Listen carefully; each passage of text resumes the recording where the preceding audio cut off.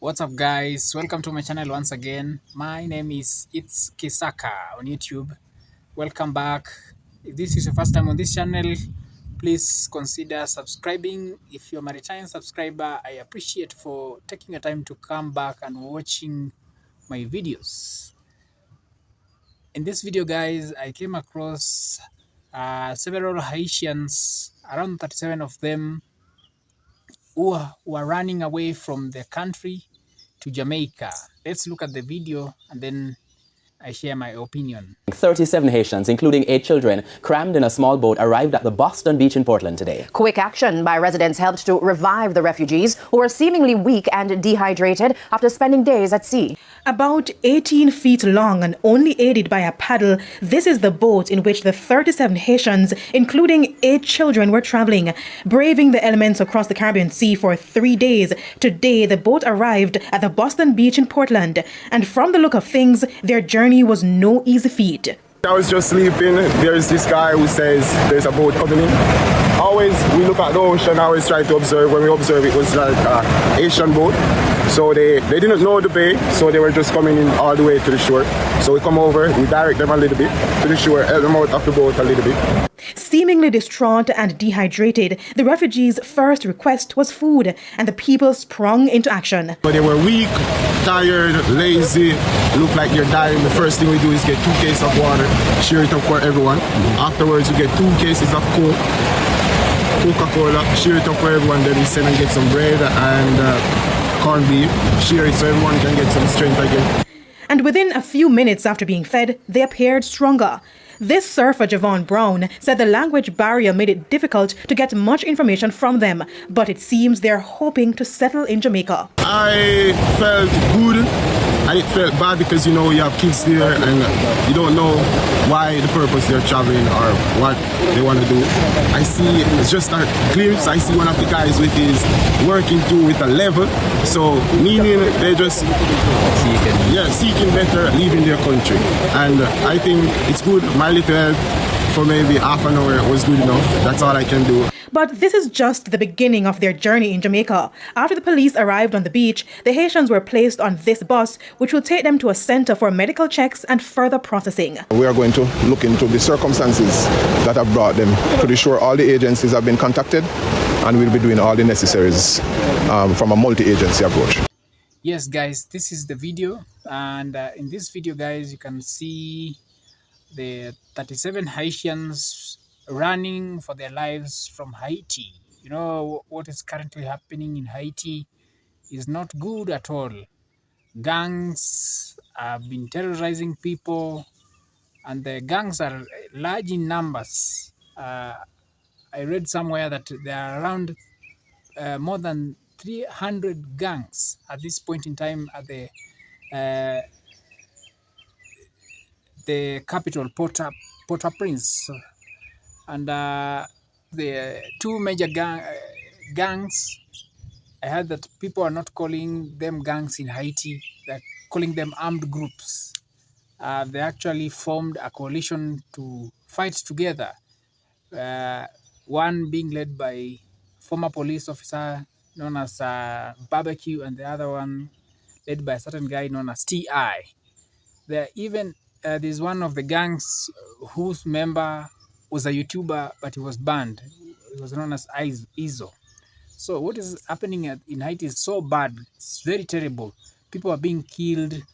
A lot of extortions, you know. The gangs are controlling a lot of things like transport and name them, whatever. Transport and many other sectors. Also kidnappings. The number of kidnappings have just skyrocketed. They have risen. The gangs are kidnapping people and demanding money ransom from different families. Recently also I saw there's some NGO people from US who were killed.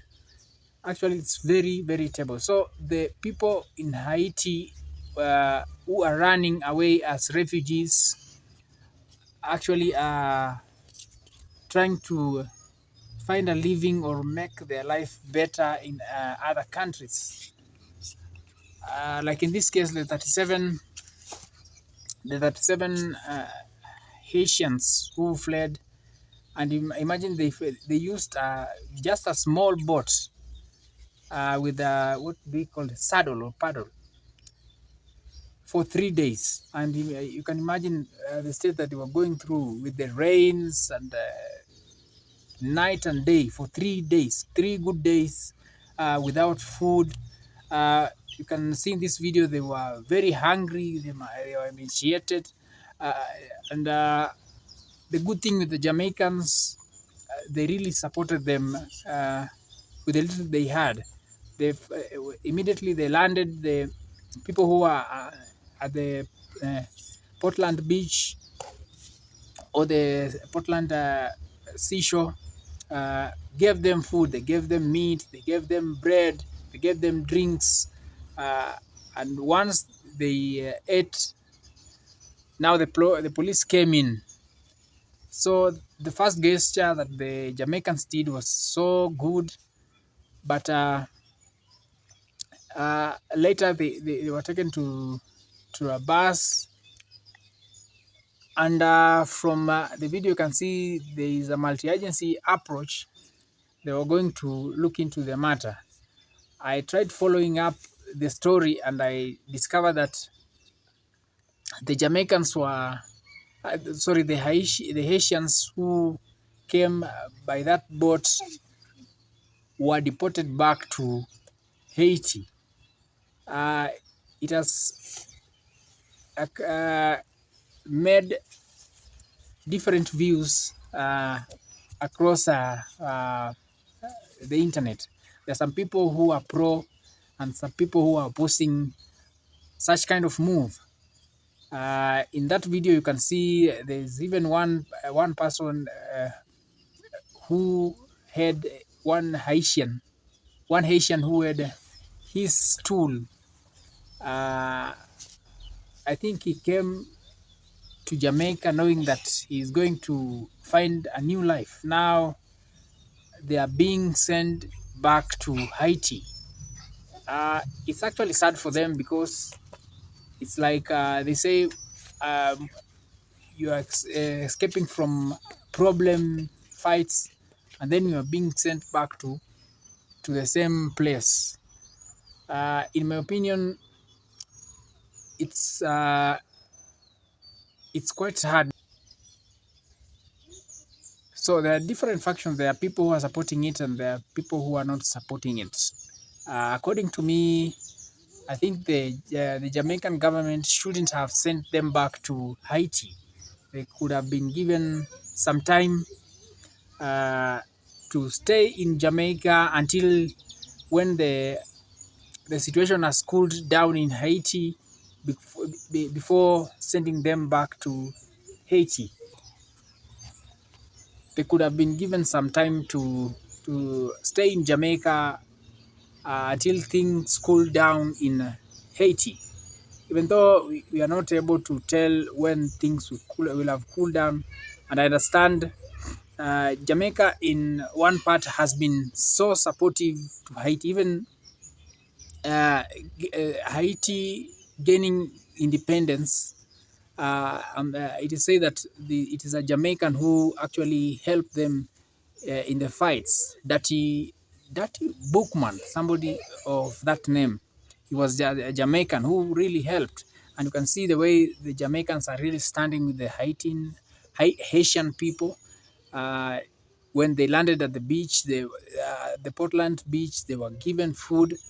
And the Jamaicans were very supportive. And even the government, even though they have sent them, they are really supportive because they took them for medical care before trying to send them back. But they couldn't have sent them back because it's actually so terrible back in Haiti. The gangs are really terrorizing people, and in my opinion, I understand there's some people even in Jamaica who will tell you, which is has some truth in it, that Jamaica looks like a first world country, but it has its own bunch of problems, which is true. But with just that 7 people, they could have been just bad, and the government should have looked for other ways to at least try and so that other Haitians cannot be, can be discouraged from coming, because if they can stream, they can start streaming in large numbers is also quite a problem. I understand the Haitians are really going to different countries. Some are going to Brazil, South America, Chile. Some are going to the USA. Some are going to the Bahamas, trying to at least to get out of that problems. And what my prayer is that the CARICOM, the Caribbean community, can at least find a solution. The US is trying to intervene, but it is said that the US has been interfering with them for a number of years, and so that could be one of the reasons some of the gangs exist. To the Haitians who the refugees who are going to the getting into Jamaica, you know, Jamaica is one of the Caribbean nations that is just not far from Haiti, and being near, I think some decide to come there, but this has to be regulated, because if they all of them flock there, it will be disastrous. And you know, Haiti, Haiti has a population of like 12 million people, and Jamaica has 2.8 million people. The 2.8 million people in Jamaica is like the population of the town that is currently facing the problem. So it's actually very technical.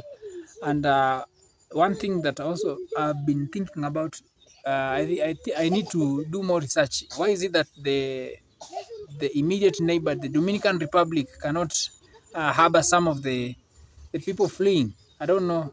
I think I need to do some research. But on my part, kindly, if you're a Jamaican, you can leave a comment on what you think about this situation, and what is your take? What is your take? How do you think the CARICOM, the Caribbean community, should do in this situation? This has been the video for today. Cheers, guys. See you on the next video.